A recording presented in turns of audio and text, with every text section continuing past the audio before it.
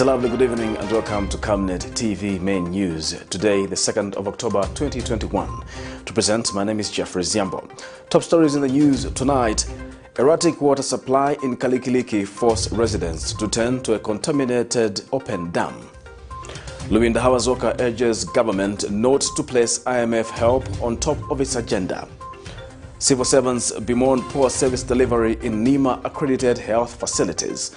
And in international news, Congo drags ill former army chief MOKOKO back to prison. And in sports news, Copper Queens geared for Sunday's game against Namibia.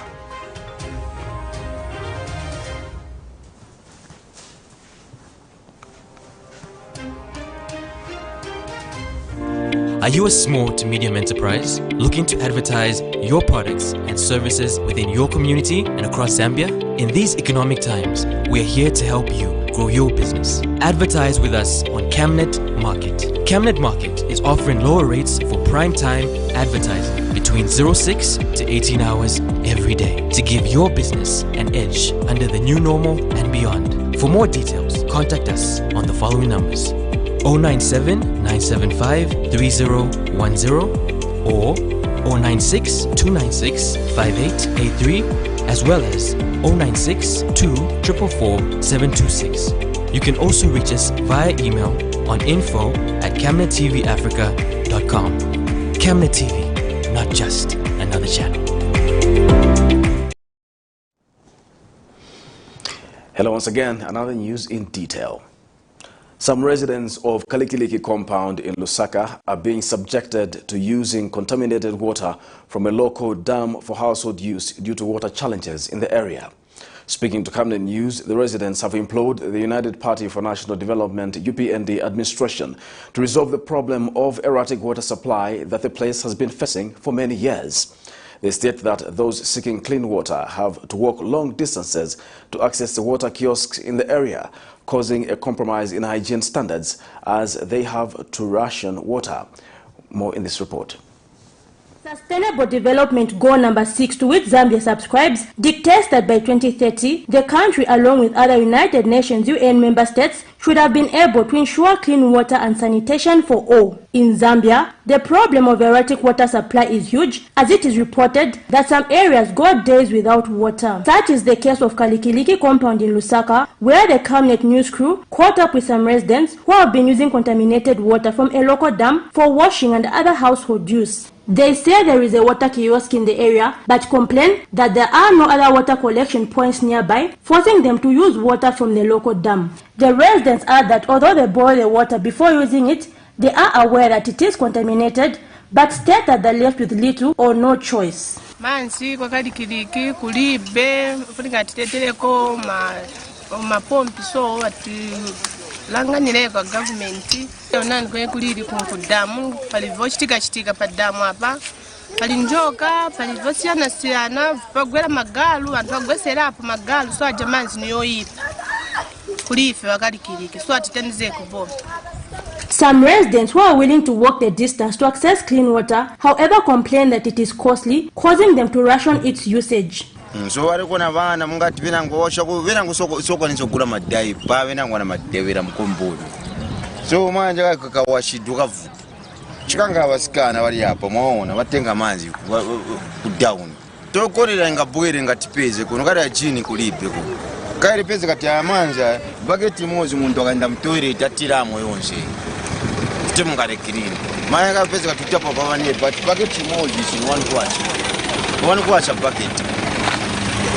Walari kamanyi wapeta pa manzi wali pilisi nwani kwacha wajabana wana many way bachi yajamanzi ya kudara munga mapepe ya kudara yajamanzi ya machuka bachi mayo wana joina musi ya chuka so utapata apa chukotia hapa nifiri kwacha mayo nje mwili hapa nifiri kwacha manzi ya aputa maningi atupasa pressure chakuti paneba padibe manzi but paneba alipo era tikaendo tapa paneba atiuza tino nikulipira, and that we can't manage, so the government just have to look upon us. The government is us, the people who live in the country. It's not the government like Bameni. bantu ndiye government so ngati batiyanga napo tingakondwera maningi. Nutrition-based civil society organization has implored the new government to put solving the problem of water top of their agenda, as this borders on the overall well-being of citizens. Civil Society for Scaling Up Nutrition CSO San Country Coordinator Mr. Matthews Muhuru was speaking to Camnet News. If you look at nutrition and just safe water and just good sanitation, you know, these things go along. And in an event that, you know, you have a situation where you have very poor water and sanitation, or just contaminated water in general, the likelihood of diarrheal diseases, you know, being the case is very, very high. And once you have diarrhea, then you expect the people that are exposed to such kind of water to lose a lot of micronutrients because of the diarrhea. So it is really our call as CSO to make, you know, just to work with the government of the day to ensure that issues of water are taken seriously, and providing access to clean water for everybody in this country, you know, remains high on their development agenda. So for us, our appeal is that, you know, the Ministry of Water and just the government at large, they should really look at these things with the priority that it deserves, because it becomes a time bomb. People have no access to clean water and they're exposed to drinking contaminated water where, you know, like dead dogs will be thrown or garbage are thrown and other activities are happening. Many citizens in Zambia face the same problem as Kalikiliki residents, as easy access to clean water is still a far-fetched dream. Zipporah Mshala, Camnet News, Lusaka.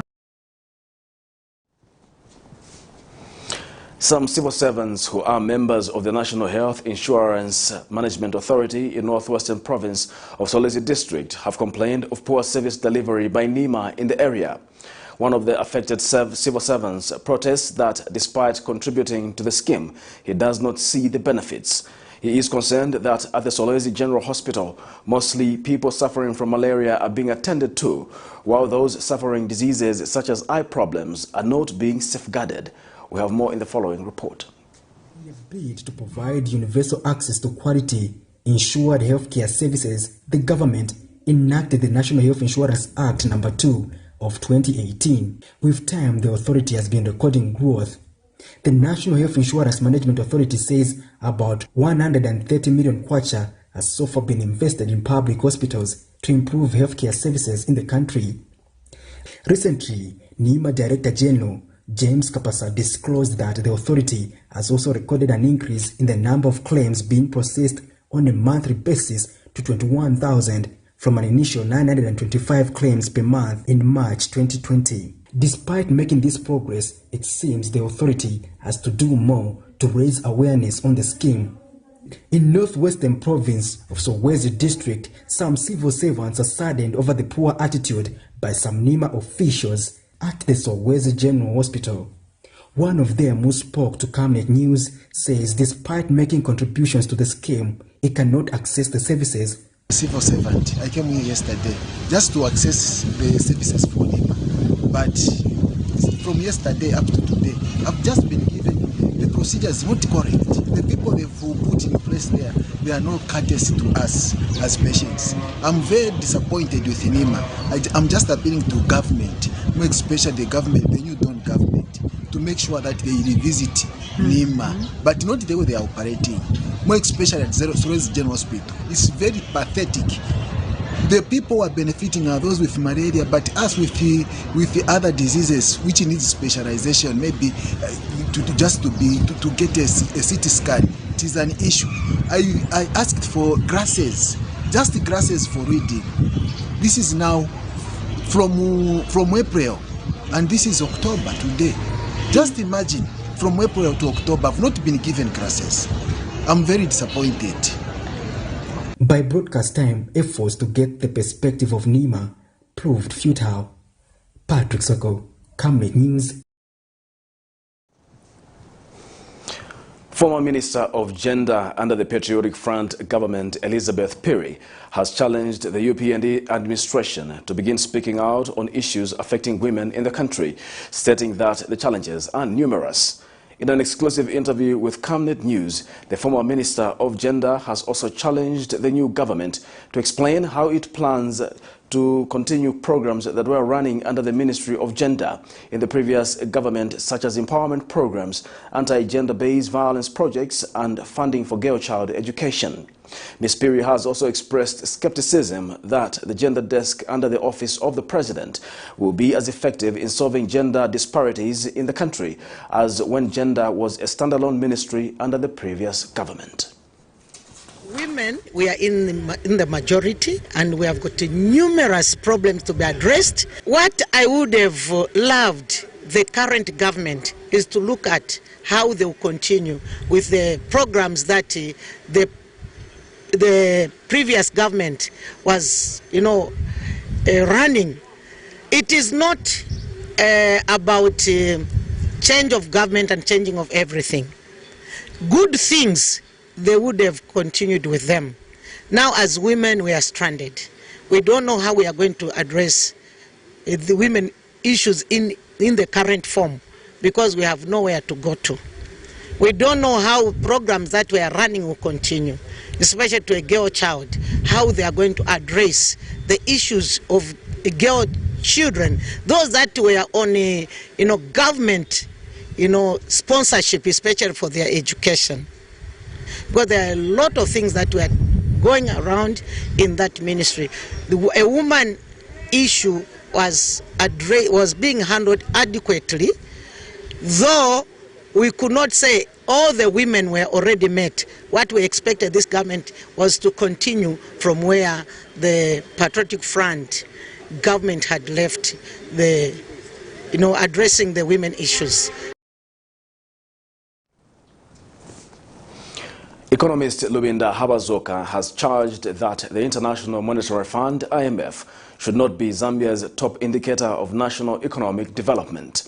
Speaking in an exclusive interview with Camnet TV, Mr. HABAZOKA says the I.M.F is a lender who the country will need to pay back, but that without proper industries and sources of income, it will be difficult for the country to repay its debt. Mr. HABAZOKA instead says government should aim at increasing the current gross domestic product GDP through the creation of industries, which he says will in turn create employment for the local people. More in this report. Attaining Zambia's vision of becoming a prosperous middle-income nation status by 2030 is centered on 10 pillars, among them infrastructure, science, technology and innovation, public sector reforms, tourism, agriculture, trade, manufacturing, just to mention a few. All the pillars require resources in order for them to flourish, which the country apparently does not have due to a huge debt burden which has taken over almost 40% of the nation's budget. While the new Dawn government is pushing so hard to ensure that the debt burden is eased by looking for alternatives such as the I.M.F bailout package, economist LUBINDA, however, says I.M.F should not be Zambia's top priority to national economic development, but instead the country needs to look at building industries that will allow it to generate the much needed resources. But together with the I.M.F, that should not be our main or top priority or main indicator of national economic development. I think we need to look at homegrown situations.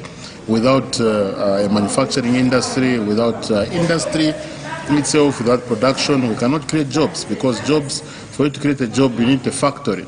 From just the I.M.F, because the I.M.F is a lender, you will have to pay back. So from what are you going to pay back if you're not creating industry? Confidence itself, cannot bring, necessary FDIs. And while the debate on whether Zambia has the capacity to run its own mines have continued, Mr. HABAZOKA has questioned how much the country has benefited from the mining sector since it was delivered in the hands of the private sector. I believe that for you to be great as a nation, you need to have control over your natural resources. And the first one is the mining industry. ZTCM was able to build the Zambia that we have today. From there we privatized over 20 years. No mine posted profits, and for the first time, for example, Mopani, under government ownership, is going to post $54 million. It has been operational for less than a year. They are going to post $54 million in profits, something that was not achieved.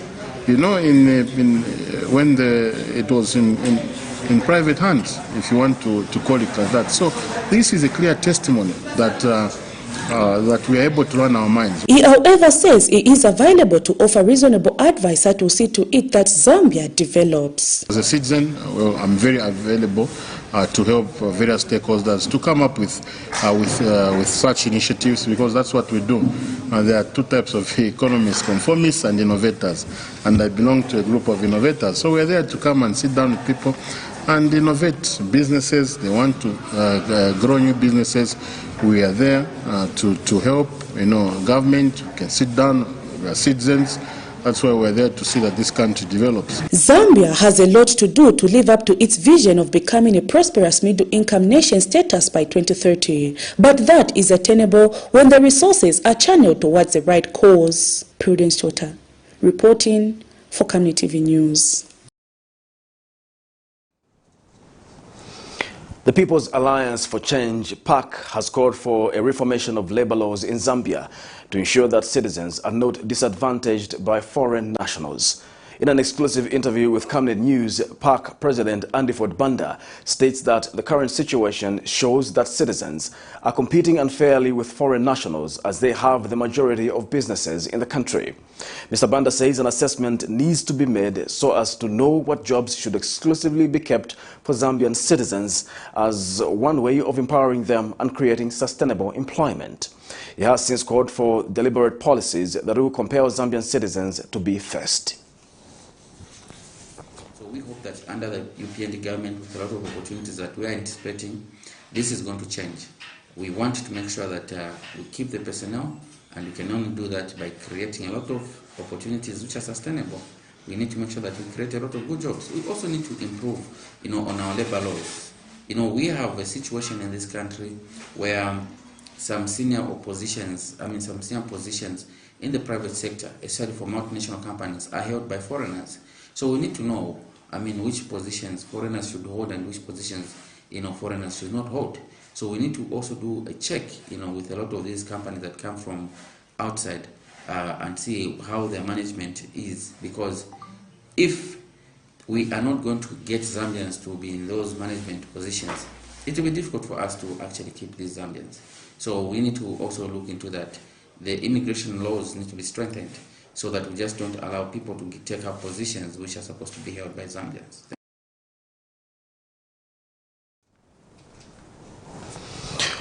New Heritage Party Secretary General Edwin Zulu says the goal to achieve equal inclusion for persons living with disability in politics may never be achieved if left to the discretion of individual political parties.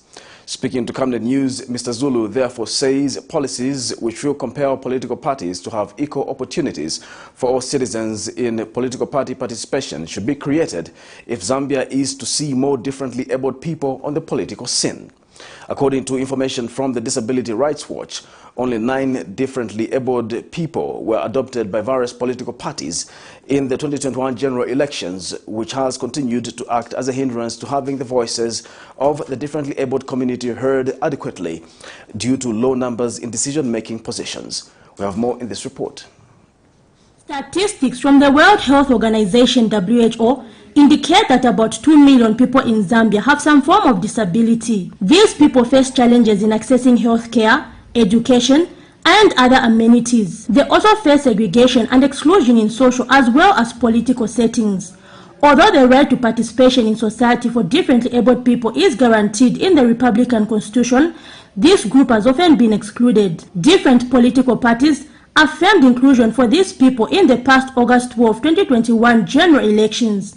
Despite this, data from the Disability Rights Watch shows that only 9 differently abled people were adopted by political parties, 3 at parliamentary level and 6 at local government level. The New Heritage Party believes that the formulation of a policy which will compel political parties to have equal opportunities for all groups will help in solving this problem. Party Deputy Secretary General Mr. Edwin Zulu was speaking to Camnet News. To the policies that conducive to them or open or free, so that they feel that they're included, they feel that they're wanted, and also they can work freely, so that there's no hindrance or hinging on certain qualifications or certain things that they can do.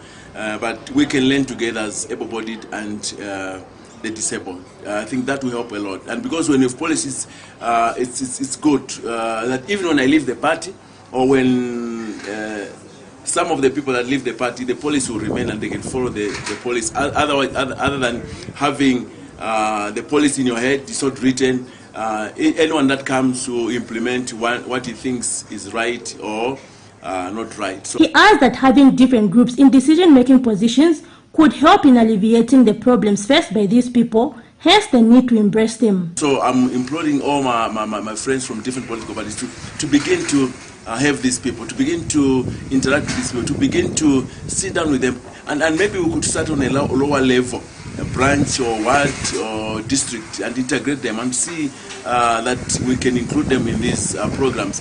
In fact, the best thing that we want is that we should not tell them what to do, but they should tell us what they think is best for them, that they can do, so that they can also ascend to higher office. Various disability organizations hope that Zambia will achieve a 50-50 representation for the differently abled in the few coming years. Zipporah Mshala, Camnet News, Lusaka. The Electoral Commission of Zambia, ECZ, has appealed to the youths in Kaumbwe constituency to exercise maximum restraint in order not to engage in acts of violence and behaviors which are likely to lead to anarchy during campaigns. Electoral Commission of Zambia Commissioner Major General Vincent Mukanda made the appeal when he graced the youth conference held at the Catholic Church in Kaumbwe constituency of Petauke district today. Over 200 youths drawn from various political parties, civil society organizations attended the conference alongside other participants. Commissioner Mukanda said youths should strive to become active ambassadors in promoting peace in the electoral process and not being at the forefront of perpetrating violence. He pointed out that youths are an important category of stakeholders in the electoral process in the country because they make up the majority citizens on the register of voters as well as form the future leadership position holders for the country. The commissioner further appealed to youths in Kaumbwe to rewrite history by denouncing violence which manifested in some named constituency in the past elections. And one of the youths, Ivesi Tembo, assured the ECZ that young people in the area will focus on issue-based campaigns and tolerate diversity in the process. You're watching Camnet TV News. We take a break. We'll be right back with more news after the break.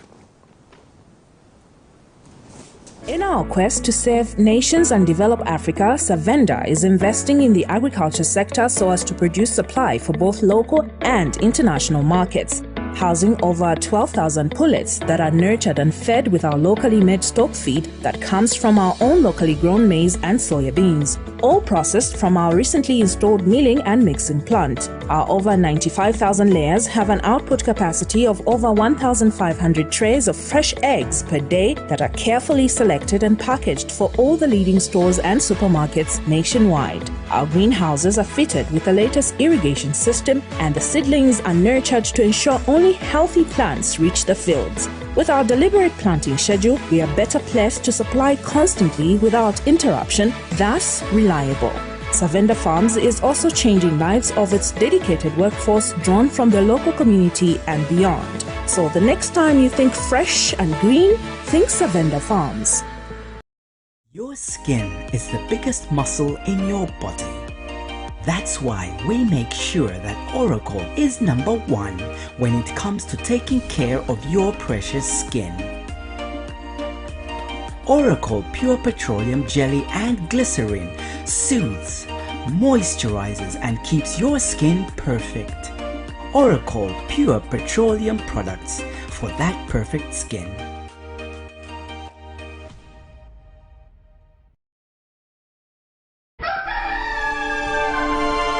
Africa is rising to a new dawn of integrity and accountability. Are you tired of being swindled or buying fake or illegal properties? Would you like to sell or buy genuine property? Would you like to list your property on both local and international market? Don't waste your time. Call the professionals, the SGK Properties on +260 762 166 018. SGK Properties. Your business assurance is our priority.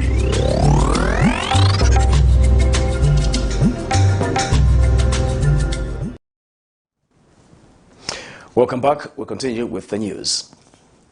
Egyptian Professor Reda has charged that Zambia has vast land, diverse rich soil and enough water resources to support the agriculture sector, which the country is not fully utilizing. Speaking during the October Agriculture Conference held at Healing Word Ministries, the professor says Zambia needs to learn the art of agriculture, which should be done all year round as opposed to waiting for the rainy season. Professor Reda says water harvesting and investing in irrigation systems can help support agriculture, which he says can enrich farmers in the country. And Agriculture Institute of Zambia President Professor Kavwanga Yamba says there is need to invest in agricultural research if agriculture is to be beneficial to the country. We have more in the following report.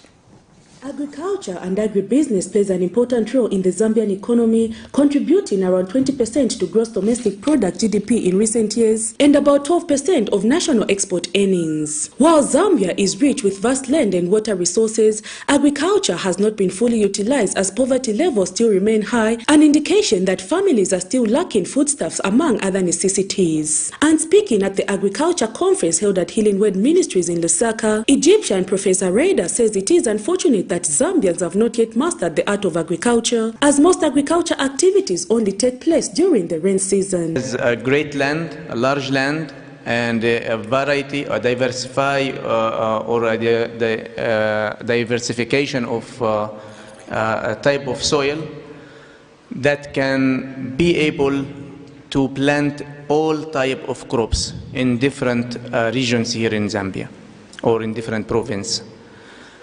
Also the water is here in Zambia, is available, is a plenty of water, but unfortunately we are not using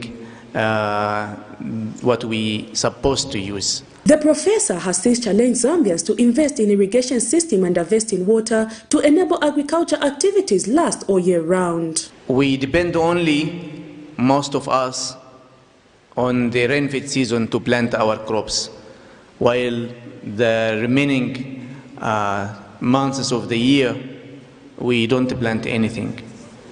Why? Because we don't have the irrigation system. Why? Because we don't have the knowledge or the information. Maybe. Other speakers such as Professor Yamba have emphasized the importance of investing in research in order to improve agriculture production. Tell you what, they draw water from 900 meters, but almost 1 kilometer. To irrigate what is, on the ground here. It's not a joke. But no, it has to take the human mind and invest in research for you to do that. All inventions, all great things have come from the mind. And it can be your mind to produce those great things. When you understand this fully, you stop depending on other people, because you have the tools in your mind to think and create. Agriculture is an art that can be learnt with time through access to information and investing in knowledge. Prudence Tota, reporting for Camnet TV News. An economist has called for a 40 to 50% domestic ownership for Zambians in the mining industry. Munyumba Mutwale has noted that Zambians, if supported, have reasonable potential to manage their assets. Mr. Mutwale says this can only be achieved systematically while not disturbing the conducive environment for foreign investors. Mr. Mutwale has echoed the need for intensified corporate social responsibility engagements by mining companies to benefit the surrounding communities in the country. Now, the next thing we're also going to have to see mines do, especially if they want a lower and more relaxed tax regime, is they're going to have to give at least 50 to 60% of their contracts to especially young Zambians. It must go local. 75% of all contracts, in terms of the value of contracts, should go to locals. 50% of that should go to young Zambians. They can split it between the gender roles if they want, but they must go to young Zambians so that the contracts and supply contracts stay here as much as possible. That's one of the things as well. Next thing we also need to see from these guys is they also need to bank in Zambia. This thing of keeping your money outside is unacceptable. It has to, the dollars that are generated from mining should be given 30 days before they come back into Zambia to ensure that everything settles into Zambia. It must be settlement accounts, must be done here. The other thing they need to The Zambia Revenue Authority Commissioner General Dr. Kingsley Chanda has asked staff at the authority not to relent in their efforts of maximizing revenue collection despite having met the yearly target 4 months earlier before the end of 2021. Speaking after touring Livingstone's Victoria Falls border, Dr. Chanda is confident that the authority will maintain its trajectory of collecting above the set target in the remaining months of 2021. Meanwhile, Mr. Chanda has advised those wishing to export their goods to take advantage of the various inland customs offices and process their papers there to avoid congestion at various borders. Never enough, because the expenditure lines for government to look after its citizens and also deal with, debt is extremely huge. So I just want to encourage my members of staff and our taxpayers to continue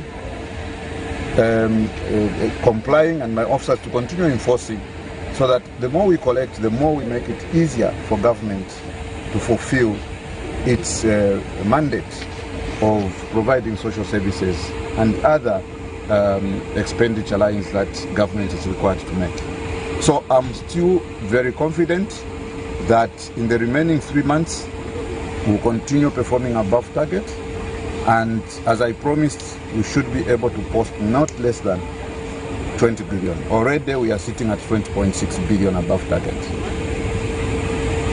So as Zambia Revenue Authority, we have decided that we encourage processing of all exports out of Zambia at inland ports.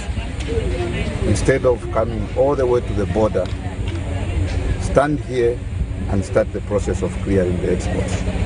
That leads to border congestion and also to other social challenges such as HIV/AIDS.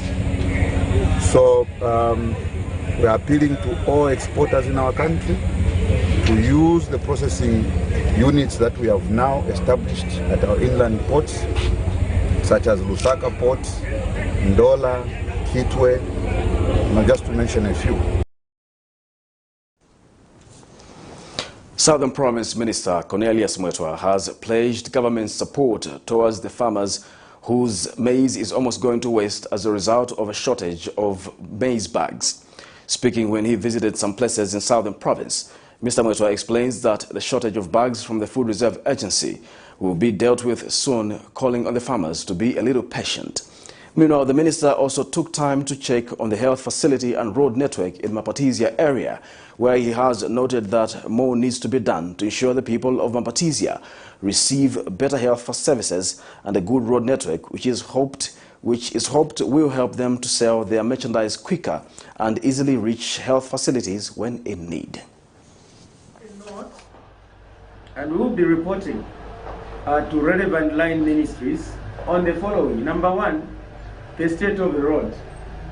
From Zimba to here, the road requires touch up because, it is in a deplorable state. It requires emergency attention because this is a road now which the ambulance relies on to take people to Zimba Mission Hospital. Number two, we have had the challenge of the establishment in terms of numbers of nurses and other staff who are here, that you are supposed to be 21, that's the establishment, and there are only 6 of you. So we think that this is a matter of urgency, and the Honourable Member of Parliament here from Mapatizia has highlighted the issue of the necessity of a medical doctor. We think that if a medical doctor is attached to this facility, it will reduce on the cost of ferrying patients to Zimba Mission Hospital. And of course, we have had the issue of security challenges to do with the perimeter offense.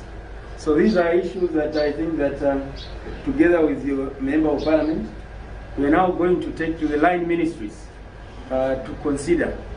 But on behalf of government, I would like to say that we will quickly move in to give favorable consideration of these extreme important issues that you have put on our table.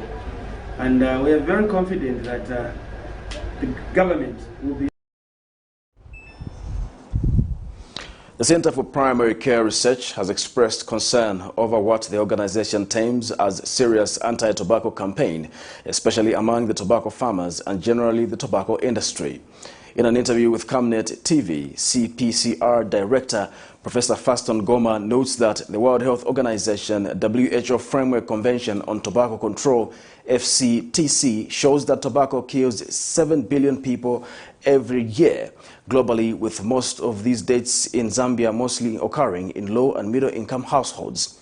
He adds that according to WHO, from the world population of 7 billion people, 1 billion are smokers, while millions are second-hand smokers, among them children, a matter he says is of great concern. Professor Goma says tobacco production should be discouraged at all costs to prevent deaths of productive citizens of Zambia. Meanwhile, Professor Goma is hopeful that with the initiation of the Ministry of Green Economy, line ministries will be contacted to come up with ways of dealing with tobacco-related ills, which is both a health, climate, and agricultural issue. One side, we hear the tobacco industry saying that they are making a lot of money out of our tobacco industry. On the other side, we've heard our small-scale farmers complaining that they are being exploited and being exploited terribly. There has been nobody who has been talking about the deforestation that tobacco growing is causing. Nobody who has been talking about environmental pollution that has been going on because of tobacco growing. Nobody who has really computed the cost to our environment when it comes to tobacco growing and curing of tobacco.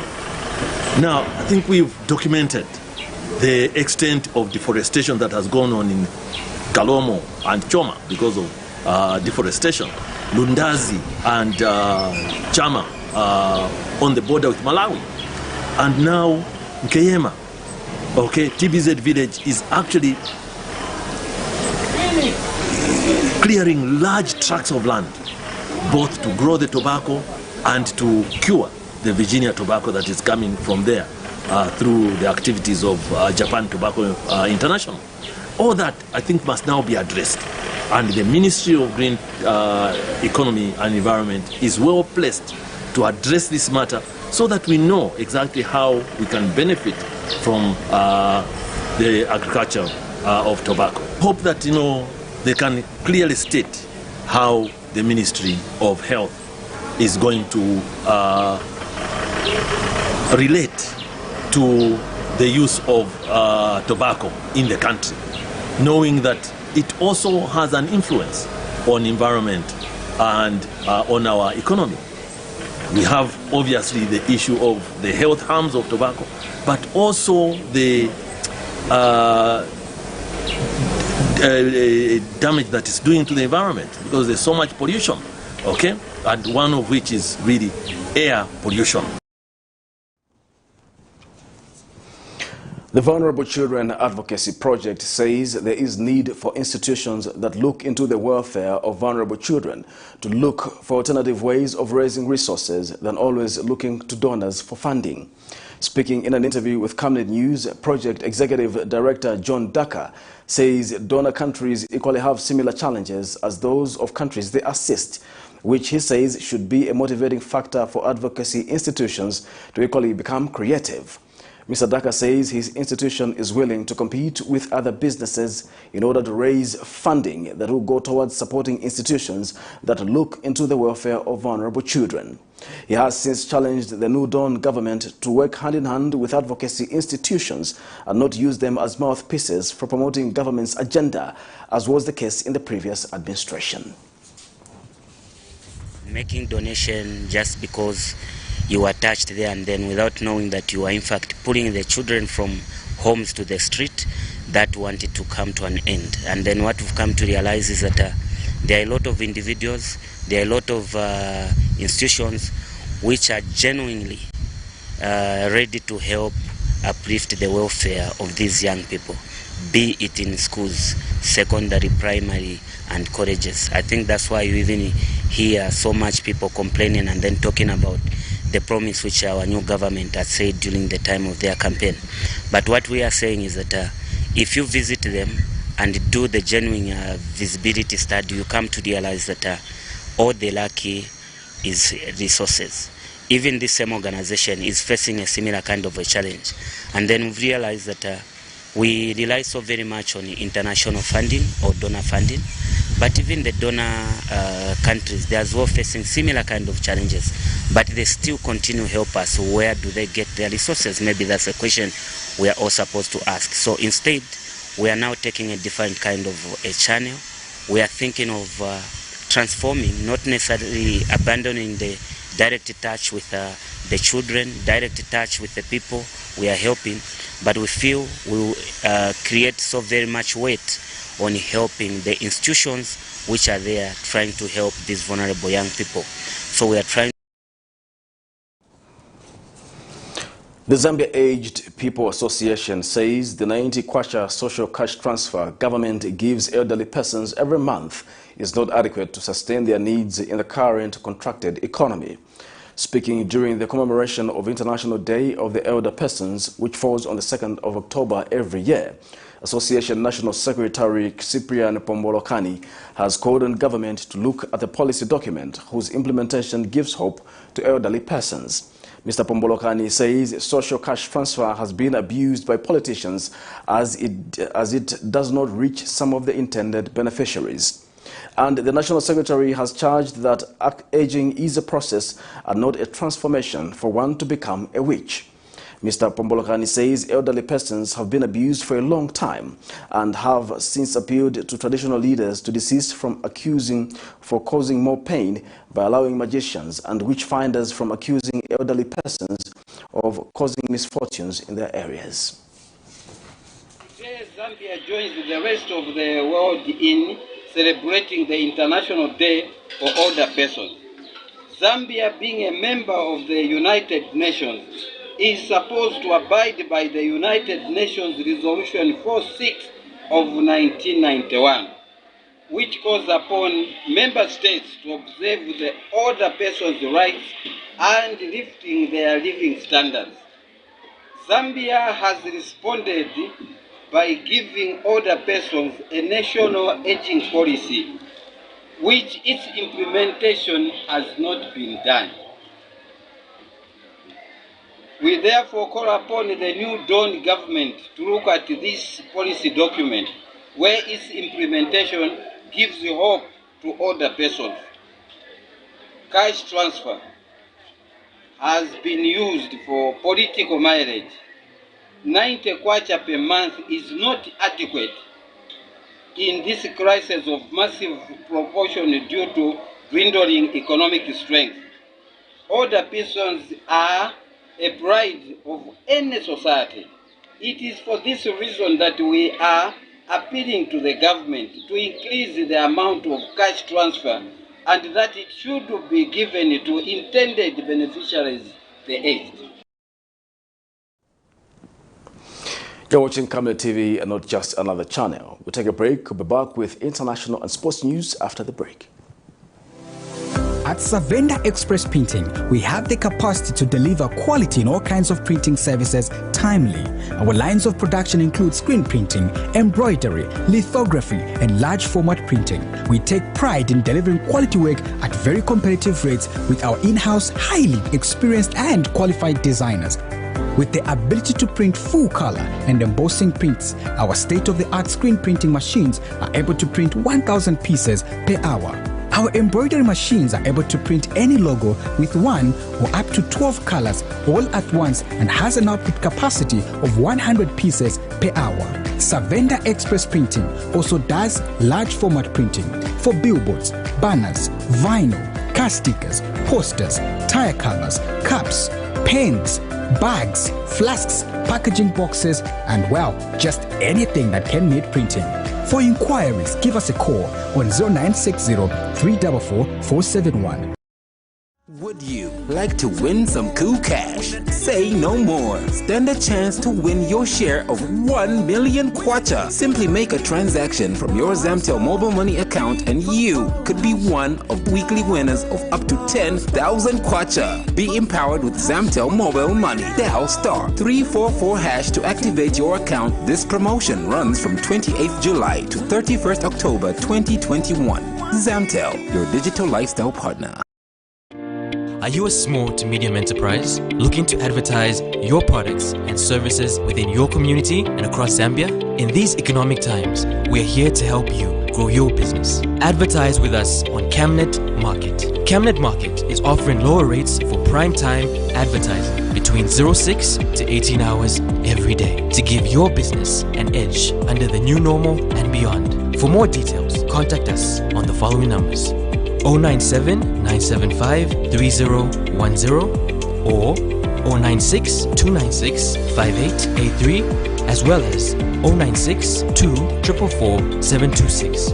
You can also reach us via email on info@camnettvafrica.com. Camnet TV, not just another channel.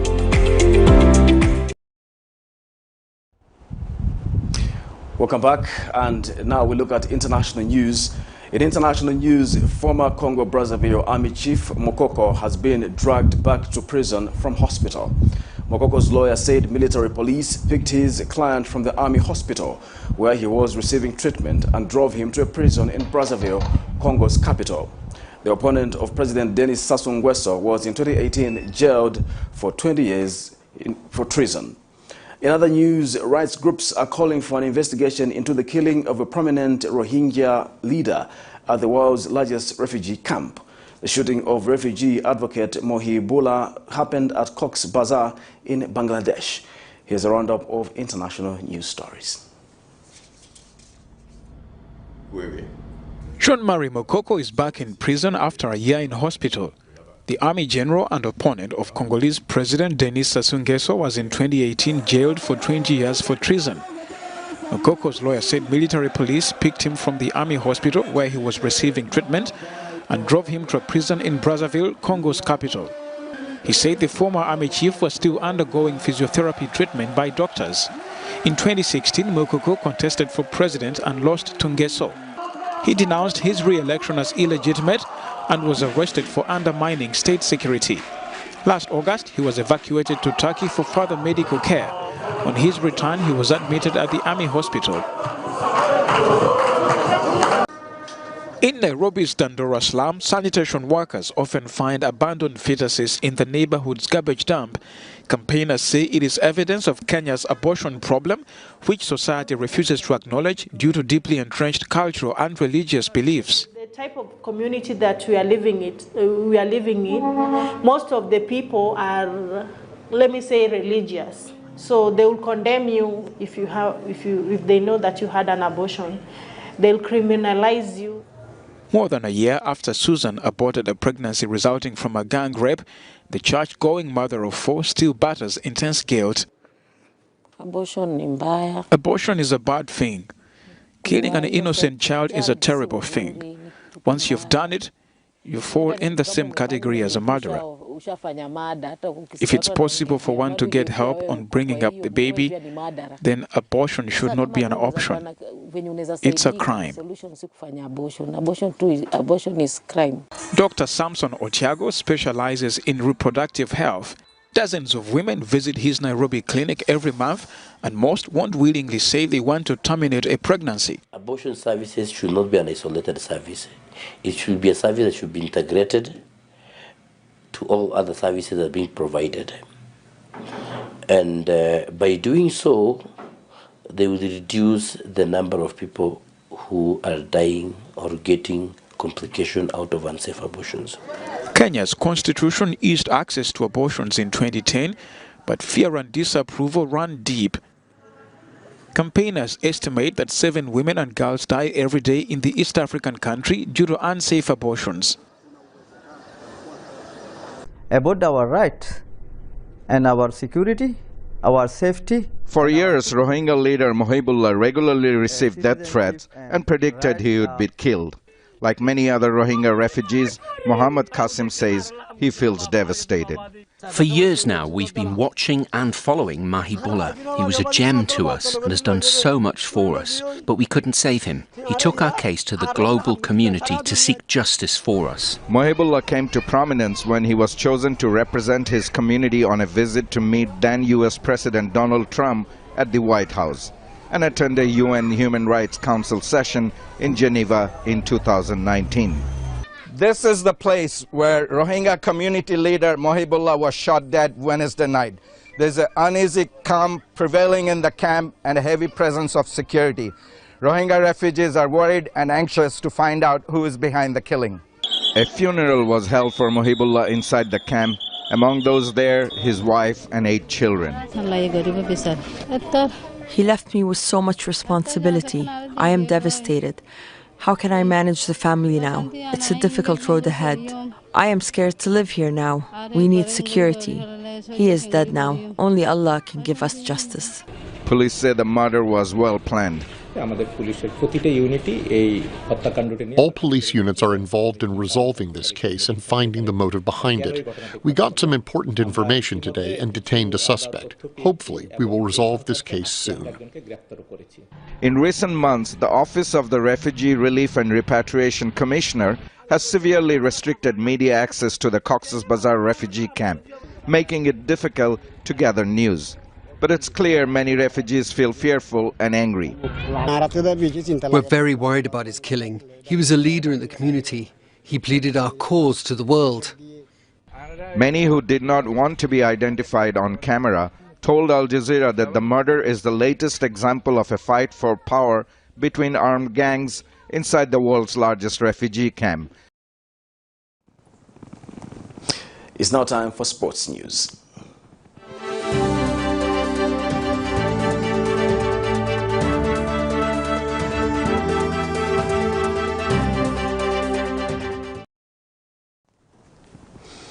And in sports news, after thrashing Eswatini by 5-0 in their first game at the ongoing 2021 COSAFA Women's Championship being held in South Africa, Zambia assistant coach Florence Mwila says after achieving their 3 points target in the first game concentration, and it has shifted to the next game against Namibia on Sunday. Mwila further says that the team would not underrate Namibia but pick the 3 maximum points in order to top the group and qualify without calculations after the group stages. Well, the momentum is high because we at least have the 3 points, which was our target, to get the 3 points for the first game. And going into the next game, we're not going there as people that are going to underrate anyone, because as we look at football now, women football has really improved in the southern region, so there's no underdog in this tournament.